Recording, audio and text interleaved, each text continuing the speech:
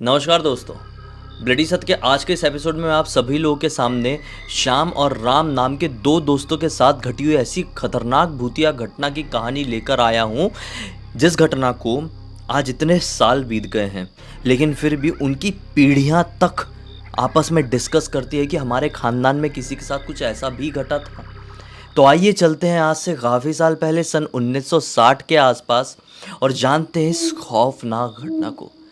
Actual में इस घटना की शुरुआत तो 1960 के आसपास हुई थी, लेकिन ये दोनों का जन्म जिनके साथ ये घटना घटी थी वो तो काफ़ी पहले हुआ था। तो यही कुछ 1940 के आसपास श्याम और राम नाम के दो लड़कों का अलग अलग घरों में जन्म हुआ था। जो राम और श्याम के पिताजी थे ये दोनों बेस्ट वाले फ्रेंड थे, एकदम पक्के वाले घनिष्ठ दोस्त।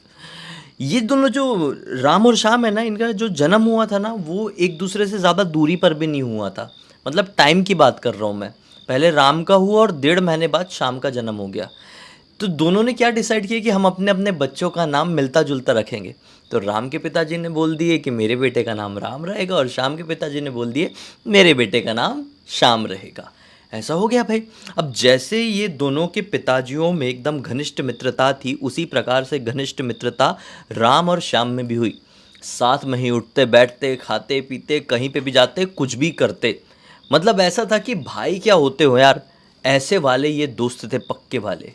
सीन क्या होता है अब मैं आपको बताता हूँ आगे। ये दोनों के पिताजी ने पढ़ाई लिखाई भी अच्छी करवाए थे। अब ये दोनों बड़े हो चुके थे और ये 20 साल के आसपास की इनकी उम्र हो गई। पढ़ाई कंप्लीट हो चुकी थी। अब पहले के ज़माने में आज के ज़माने जैसा एजुकेशन सिस्टम नहीं था भाई कि 12th तक पढ़ो फिर कॉलेज पढ़ो। पहले शायद मेरे ख्याल से 10th या 11th तक ही ऐसा कुछ रहता था शायद, मैं कंफर्म नहीं हूँ, जितना मैंने सुना हूँ, जितना मैंने हिसाब लगाया हूँ। तो ऐसा था कि ये दोनों की पढ़ाई लिखाई कंप्लीट हो गई थी और दोनों का ऐसा था कि जॉब ढूंढ रहे थे। जो राम के घर वाले थे ना, वो थोड़े धार्मिक प्रवृत्ति के लोग थे, भगवानों की बहुत पूजा पाठ करते थे और राम जी भी वैसे ही थे। जो राम थे वो हनुमान जी को बहुत ज़्यादा मानते थे। और यहाँ पे जो श्याम के घर वाले थे वो भगवान के ऊपर इतना विश्वास नहीं करते थे, देवी देवताओं के ऊपर विश्वास नहीं करते थे। उनका भगवान था लेकिन पैसा। तो ऐसा ही श्याम का भी नेचर हुआ। लेकिन कहते हैं ना कि दोस्ती और संगति में बहुत सारी चीज़ें बदल जाती है। तो राम की संगति में आके श्याम भी ऐसे हो गए थे कि मैं भी चलो नौकरी करूँगा, जबकि श्याम के घर वाले शुरू से कुछ ना कुछ बिजनेस वगैरह में रहते थे। लेकिन जब राम समझाते थे श्याम को कि भाई जब अपन ने इतना अच्छा पढ़ लिख लिए हैं तो बढ़िया कहीं नौकरी करेंगे ना यार, शहर वहर में चल के। तो कैसा होता था ना, उस ज़माने में ऐसा मोबाइल, व्हाट्सएप, कंप्यूटर, ईमेल कुछ नहीं था। तो लोगों को जिनको नौकरी चाहिए होती थी वो अपने घर में अखबार बुलवाते थे और अखबार में यानी न्यूज़पेपर में वैकेंसीज़ आती थी, जॉब की वैकेंसीज़ आती थी और वो उस हिसाब से फिर पढ़ के अप्लाई किया करते थे। तो राम और श्याम दोनों ने अपने घर पे, 1960 की बात कर रहा हूँ मैं, दोनों ने अपने घर पे अखबार लगा कर रखे हुए थे और रेगुलरली पढ़ते रहते थे कि कोई वैकेंसी आई क्या, कोई रिक्वायरमेंट आई क्या। एक बार की बात है, दोनों को अपने घर के अपने अपने पेपर में दिखाई दिया कि मुंबई में एक अच्छी कंपनी है, वहाँ पर कुछ तो भी रिक्वायरमेंट आई हुई है। दोनों खुश होकर एक दूसरे से मिले, अरे राम तूने पढ़ा क्या, क्या रिक्वायरमेंट आई है? हाँ श्याम भाई मैंने भी पढ़ा यार, मुंबई में रिक्वायरमेंट आई हुई है, गांव से निकल के इतने बड़े शहर में पहुँचेंगे, मज़ा आ जाएगा, चल फटाफट इसको भर के भेज देते हैं वाला। दोनों ने फॉर्म वॉर्म तैयार करके प्रॉपरली एनवेलप में डाल के भेज दिए मुंबई और भूल गए कि कुछ आना है नहीं आना, क्योंकि इससे पहले और भी रिक्वायरमेंट्स में इन लोगों ने इस तरह के फॉर्म भेजे हुए थे लेकिन कोई रिस्पॉन्स आता नहीं था। कट टू 3 महीने बाद इन लोगों को एक लेटर मिलता है, ये दोनों के अलग अलग घर पे, अपने अपने घर पे, कि आपका इंटरव्यू है इतनी इतनी तारीख को, मुंबई में पहुंच जाना है। दोनों की खुशी का ठिकाना नहीं रहा। मतलब श्याम तो हालांकि बहुत पैसे वाला था लेकिन ऐसा था ना भाई, मुंबई में नौकरी लगने जा रही है तो वो भी एक अलग चार्म होता है। हाँ, और राम तो ऑब्वियसली ज़रूरत थी ही राम को अच्छी खासे पैसों की, अच्छी खासी नौकरी की। दोनों बहुत खुश हुए, अपने अपने घर पे खुशखबरी दी और दोनों के घर वालों ने परमिशन दे दी कि जाओ जी लो अपनी ज़िंदगी राम और श्याम, जाके तुम इंटरव्यू दो मुंबई में, सिलेक्शन हो जाए तो वहीं रहो, अपना करियर बनाओ, अपनी लाइफ बनाओ। तो देखो इतना ज़्यादा सपोर्ट था ये दोनों के घर से इनको। खैर होता भी ऐसे ही है। ये लोग पहुंच जाते हैं मुंबई, उस पर्टिकुलर लोकेशन में पहुंच के इंटरव्यू देते हैं, बहुत खुश होते हैं, भाई क्या जगह है, मज़ा आया, क्या शहर है, सपने में भी नहीं सोचे थे ऐसी कोई जगह इस दुनिया में एग्जिस्ट कर सकती है, मज़ा आ गया मुंबई घूम के। लेकिन इंटरव्यू दे के उतना मज़ा नहीं आया। ऐसा लगा कि साला यार कुछ तो कमी रह गई। इंटरव्यूअर ने ही बोल दिए कि आप जा सकते हैं, हम आपको बताएंगे। बेचारे लौट गए और उम्मीद पूरी तरीके से छोड़ दिए। कट टू 4 महीने बाद कॉल लेटर आता है। सबसे पहले राम खोला। हाँ, आपकी नौकरी पक्की हो चुकी है और आप यहाँ पर नौकरी के लिए आ सकते हैं। राम का दिमाग खराब, भागते हुए श्याम के घर गया। अरे श्याम, लेटर मिला क्या? श्याम बोलता है नहीं, कोई लेटर नहीं मिला। अरे तुझे मिलना चाहिए था यार, मुझे मिला है, मेरा सिलेक्शन हो गया क्या? श्याम ने देखा, हाँ भाई तेरा तो सिलेक्शन हो गया है। लेकिन राम का मुंह उतर गया था। राम ने बोला कि श्याम अगर तेरा नहीं हुआ है और तू नहीं जाएगा मुंबई तो मैं भी नहीं जाऊँगा, मुझे नहीं जाना है। ये बोलता है कि भाई चले जा, क्या फालतू की बात कर रहा है तू, इतने बड़े शहर में सैलरी भी अच्छी मिल रही है तुझे, इतनी सैलरी कहाँ मिलती है? मतलब बहुत सैलरी मिल रही थी भाई, कितनी मिल रही थी अब उसका भी अपने को हिसाब किताब नहीं है, लेकिन बहुत सैलरी थी। कौन देता आज के टाइम पे? तेरे पूरा खानदान आने वाली पीढ़ियों का लाइफ सेटल हो जाए, तू जा। ज़बरदस्ती करके फोर्स किया श्याम ने, और राम ने बोला कि ठीक है, मिलने जुलने आता रहूँगा, जाता हूँ। पहुंच गया भाई अपना बोरिया बिस्तर लेके, घर वालों ने फुल सपोर्ट किए थे, मुंबई पहुंच गए, नौकरी जोकरी चालू हो गई, सब बढ़िया सिस्टम। अपना चिट्ठी विट्ठी लिख के राम जी अपने घर वालों से बात करते रहते, श्याम से बात करते रहते। एक दिन की बात है, राम को ना श्याम की एक अजीबोगरीब चिट्ठी मिलती है। अभी तक तो सब अच्छा था, अच्छी चिट्ठी मिलती थी, अच्छी बात होती। एक दिन की बात है, श्याम जी ने राम जी को चिट्ठी में लिखे कि यार मुझे ना कुछ पैसों की ज़रूरत है, हमारा परिवार आर्थिक तंगी से जूझ रहा है, बिजनेस में बहुत बड़ा लॉस हो गया है, मैं उम्मीद करता हूँ तू 500 रुपये भेज दे तो बहुत अच्छा रहेगा। अब उस ज़माने में 500 रुपये एक बहुत बड़ी रकम हुआ करती थी। तो राम जी ने सोचे कि नहीं यार, मेरा भाई जैसा दोस्त है और उसका परिवार मेरा परिवार, फ़र्क क्या है दोनों में? उसको 500 रुपये की ज़रूरत है, एक काम करता हूँ मैं खुद जाता हूँ पर्सनली, उसको 500 रुपये दे के आता हूँ, उससे घर वालों से मिल लूँगा, कठिन सिचुएशन से जूझ रहा है, मिलूँगा तो थोड़ा अच्छा लगेगा। उन्हें तुरंत छुट्टी की अर्ज़ी डाले, अच्छी पद में थे, छुट्टी भी मिल जाती थी, अर्ज़ी डाले छुट्टी मिल जाती थी। भाई रेपुटेशन, पढ़ाई का बोलबाला होता है, पढ़े लिखे थे, अच्छी जगह नौकरी कर रहे थे तो इज्जत भी फुल थी। अर्जी डाले, पहुंच गए गांव। जब घर पर जाकर देखे शाम के, तो सचमुच में उन लोगों की परिस्थिति बहुत ज़्यादा बिगड़ी हुई थी। 500 रुपये थी और शाम की आंखों से आंसू छलक पड़े। मतलब बोले कि यार मैं ये कर्ज को कैसे चुका पाऊँगा, लेकिन जितनी जल्दी हो सके, जैसे ही पैसे अरेंज होंगे ना लाइफ में, सबसे पहले तेरे 500 रुपये तुझे लौटाऊँगा। राम जी को कोई फ़र्क नहीं पड़ा। बोले कि यार तू मेरा भाई है, क्या बात करता है तू? 500 रुपये क्या, तू 1000 भी मांगा रहता ना तो मैं उधारी मांग के तुझे दिया रहता। लौटाने उठाने का ठीक है यार, जब आ गए ठीक है, नहीं आए ठीक है, तेरे मम्मी पापा मेरे मम्मी पापा, कोई बात नहीं है। फिर क्या होता है, अब ये सबसे मिले जुले, 1-2 दिन अपने घर रहे, अपने मुंबई वापस लौट गए अपनी नौकरी चाकरी में फिक्स। चिट्ठी में फिर बात होती रहती। कुछ दिनों से शाम की चिट्ठी आना पूरी तरीके से बंद हो गई। राम जी चिट्ठी लिखते और शाम की चिट्ठी का इंतज़ार करते, लेकिन शाम की चिट्ठी नहीं आती। अपने घर वालों से भी शाम के बारे में पूछते तो घर वाले भी कुछ जवाब ही नहीं देते, शाम की बातों को पूरी तरीके से चिट्ठी में इग्नोर कर देते। एक दिन की बात है, ऐसे करते करते लगभग 8 महीने बीत गए। 8 महीने क्या, 1 साल बीत गया समझ लो। 1 साल बाद शाम की चिट्ठी आती है। राम जी देख के बहुत खुश होते हैं, अरे यार 1 साल बाद मेरे पक्के दोस्त की मुझे चिट्ठी मिली, क्या हो गया, ठीक तो है कि नहीं?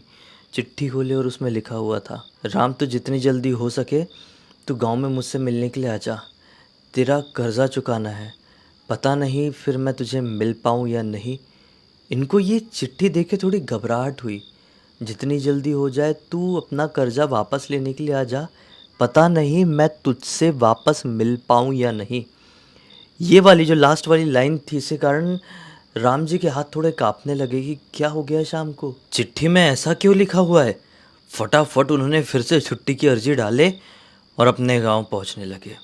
लेकिन ये हुआ कि उस दिन मुंबई से गांव की ट्रेन बहुत लेट चल रही थी, मतलब इतना लेट कि 8 से 9 घंटे लेट।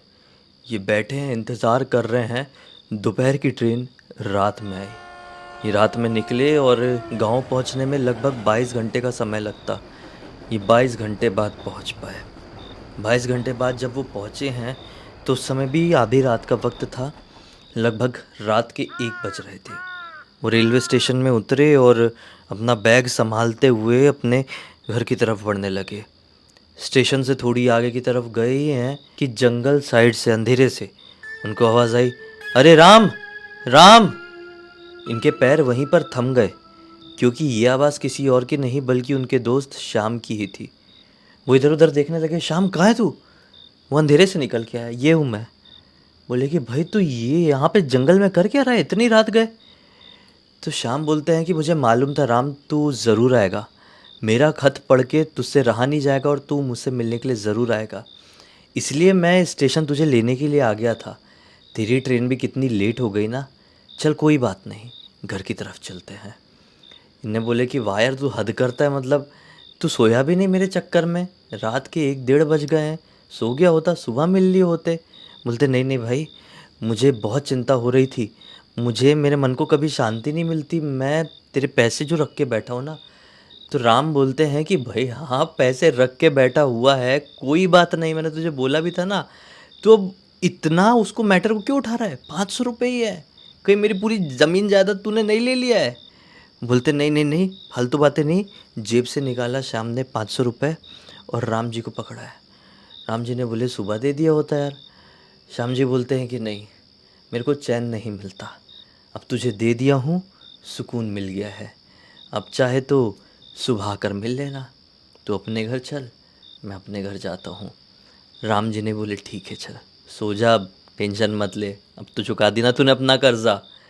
श्याम जी ने स्माइल की और अपने घर की तरफ बढ़ गए। राम जी अपने घर की तरफ। राम जी के घर में सारे लोग सोए हुए थे, तो ये किसी को भी डिस्टर्ब नहीं करना चाहते थे।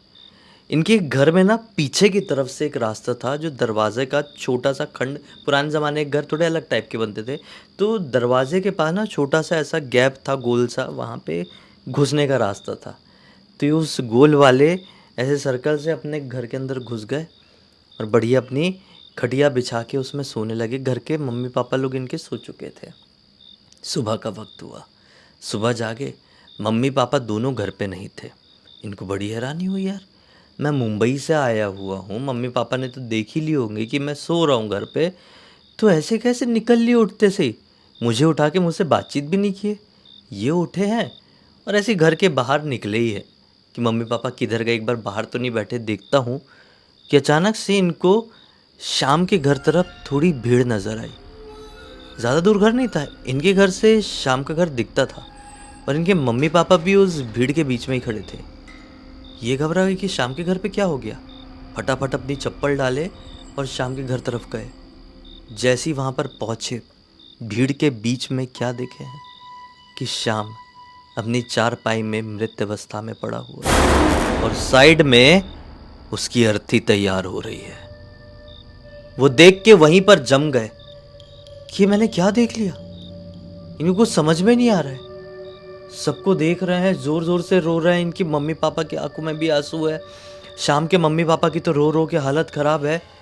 इतने में शाम के फूफा जी खड़े हुए थे। फूफा जी को साइड में लेके आया। फूफा जी, शाम को क्या हो गया?